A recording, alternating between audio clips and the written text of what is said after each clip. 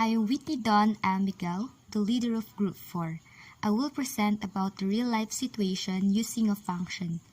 In everyday life, we use different functions to solve the data and get the amount or sum of it. But today, we will use exponential functions occur in various real-life world situations. But before that, we will define what is exponential function.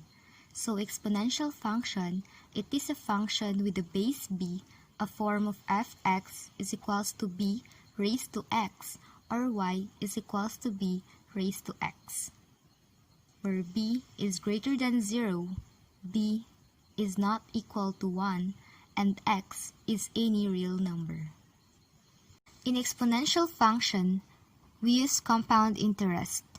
A starting amount of money called the principal can be invested at a certain interest rate that is earned at the end of a given period of time, such as 1 year. If the interest rate is compounded, the interest earned at the end of the period is added to the principal, and this new amount will earn interest in the next period. The same process is repeated for each succeeding period. Interest previously will also earn interest in the next period. This is the problem number 1. Mrs. Miguel invested 200,000 pesos in a company that offers 8% interest compounded annually. How much will her investment be worth at the end of each year for the next 7 years? We will use the formula A is equals to P times 1 plus R quantity raised to T, where A is equals to total amount, P is principal, R is rate, and T is for time. So, this is the given. P, which is the principal, is 200,000. R is the rate, which is 0.08, and T is for the time, which is 7 years.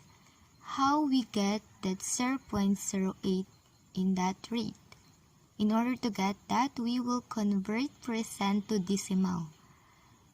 In order to get the decimal, we will divide 8 divide 100 so that we will get the decimal of 8%, and that's 0.08.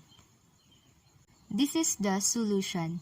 A is equals P times 1 plus R quantity raised to T. So we will substitute the given to its corresponding terms. So A is equals 200,000 times 1 plus 0.08 quantity raised to 7. First, we will solve the numbers inside the parentheses. 1 plus 0.08 quantity raised to 7 is equals to 1.713824269, and we will multiply it to 200,000. So the answer is 342,764.8538. We will round off the two last digits, so it will become 342,764.854.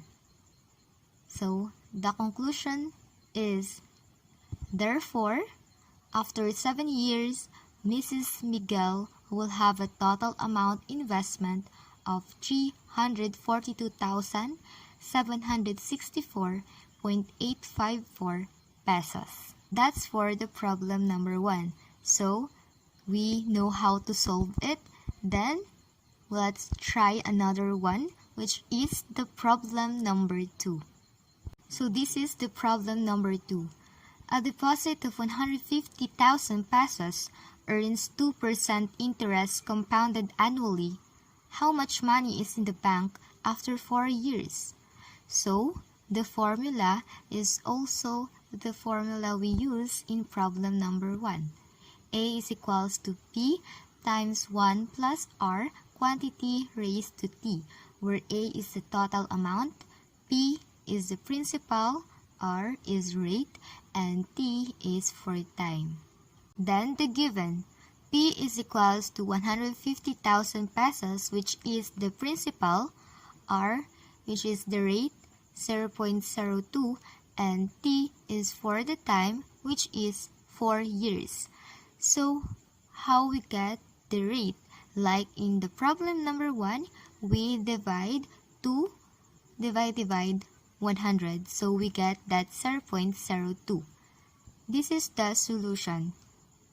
A is equals P times 1 plus R, quantity raised to T. Just like in the problem number 1, we substitute the given to its corresponding terms.